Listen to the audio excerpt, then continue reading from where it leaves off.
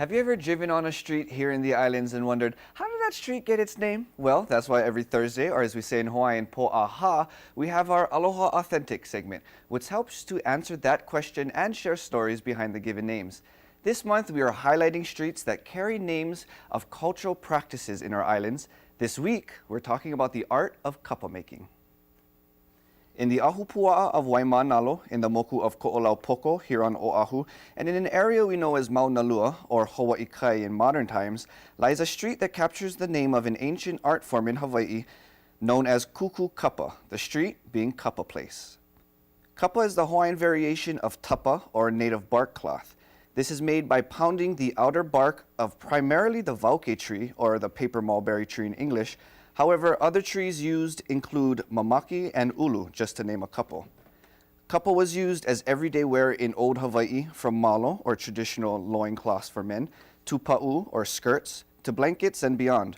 Also, traditionally, kapa was used as a means of paying taxes to the ali'i, or the rulers of the time. The art of kapa making went underground for a while after the introduction of Western fabrics, as these piqued the interests of our Hawaiian kupuna. However, today, I'm very proud to say that this art continues to be revived. Did you know? Now you do. And it should be revived because it is so beautiful as well as historic. So was the art of kapa making only for women? Not technically. Mainly women did it because they had the time to do it, while the men really took care of the more hardships, like going out and collecting the tools or the resources that makes to take the tools, or even hunting and all that other manly things. So it left the women to be at home, and they usually were the ones who were pounding. And why is wauke the primary tree used to make kapa? There are many different types of trees in our own culture, but of course around the world with other cultures as well. For Hawaiians, the vauke tree was the most prized, as the fibers within the tree, when they pounded it, it just came out to be the most fine. And from what I can remember, Hawaiian kapa is recognized to be one of the most finest kapa. You mentioned tools. What are some tools used in kapa? So you gotta think nature, what did our kupuna have back then? Rocks, or as we say in Hawaiian, pohaku, as a means of beating, at least for the first phase of kapa, which you pound against. And of course, different types of trees or woods that are used as the actual beaters. And we'll see in our next segment coming up with different designs used in different beaters for certain times throughout the process. Now you talked about designs, colors. What process does that all come from? So after you finish drying the kapa, there's another art form called ohe kapala. Ohe meaning bamboo. Kapa is that art of stamping. So you'll see a lot of these bamboo stick stamps, and combined with natural dyes made from plants and other things from nature, they would use that stamp as a means of stamping designs that hold stories onto the kapa. So the kapa piece actually becomes a storyteller as well, and that's what also carries stories throughout generations. And again, we'll have more on examples and visuals of those tools in our next segment.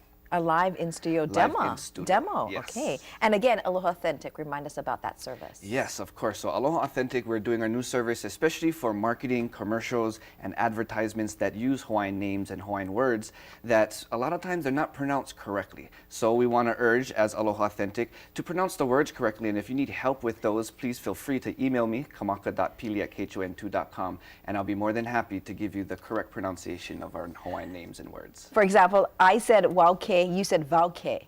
Yes, so in that example, so the word or the letter W can be pronounced as a W or a V, as a V sound. And that really comes to the different lineage or traditions that we learn from. So I know for my family, on my mother's side, they're very prominent when using the W, the W sound. So in that sense, they're very similar, not a wrong or right, just a difference. For example, you can hear Hawaii and Hawaii. Yes. So it's not wrong either way. Yes. It's okay? Yep. All right, good to know. Thank you, Kamaka.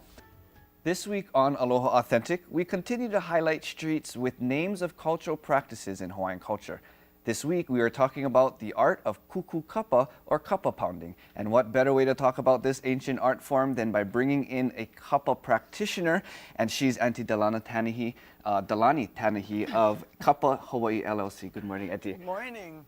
Thank you very much for getting up so early. I know you live in Makaha, so she came down here super early to beat that traffic. So we have a lot to talk about with Yes. a little bit time. Yes. Can I see? I didn't expect you to bring in a whole vauke, so that's beautiful. Can you explain the beginning process and every step through from start to finish? How long does that take you, and what does that include?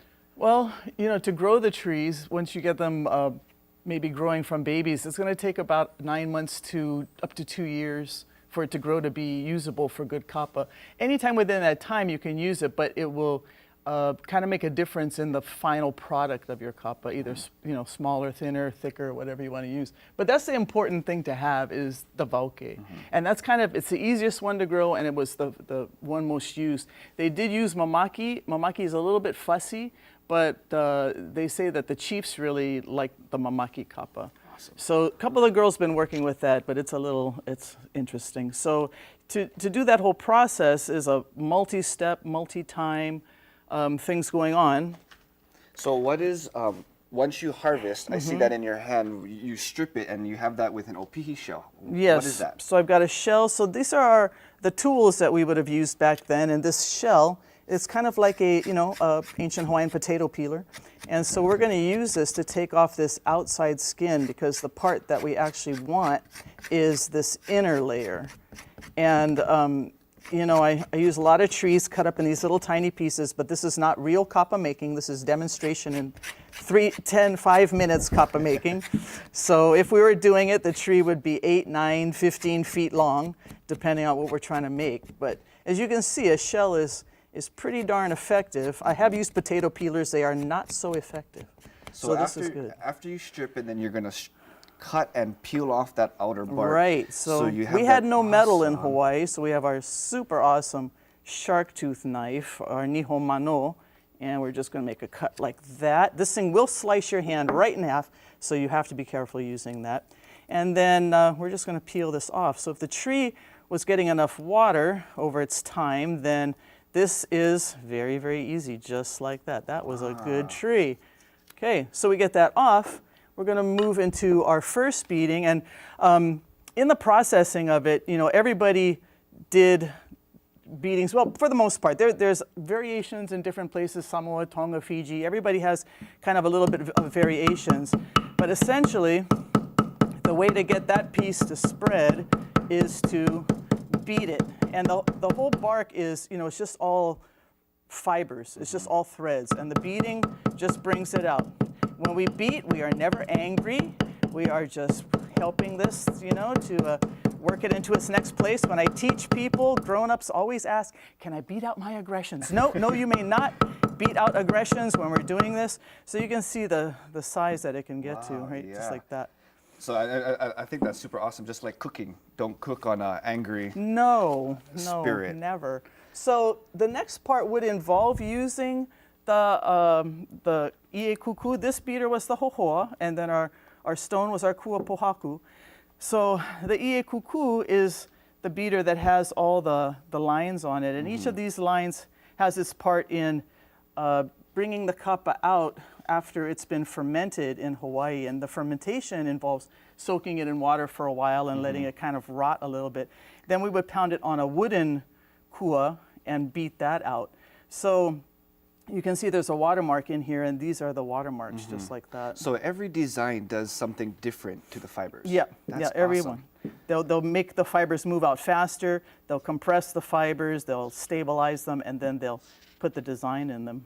So with about 30 seconds left, can you just share a little bit about, we talked about ohe kapala, but how did that become infused in part of the culture? Well, the kapa that was gathered by Captain Cook was quite a bit different looking, and if people did things where they were stamping, they might have just used some natural object that they found, or would have just repeated making designs. But I'll show you super fast with some squid ink here that I've got. Awesome, and just to share with our viewers, unfortunately Auntie won't be there, but to see this up front and also with other cultural practices, there's an event this weekend. It's called A Day at Queen Emma's Summer Palace from I believe 9 a.m. to 4 p.m., which is a great event and also a great opportunity to see these cultural practices and art forms being done in person up front. So that's some place to definitely check out. Awesome. Well, we're going to be getting out. Thank you very much, Auntie, for driving Oh, all the way you're so down here and welcome. sharing this ancient knowledge with us. Again, if you want to find out more information and catch up on past Aloha Authentic segments, be sure to check out k2n2.com or aloha authentic.org.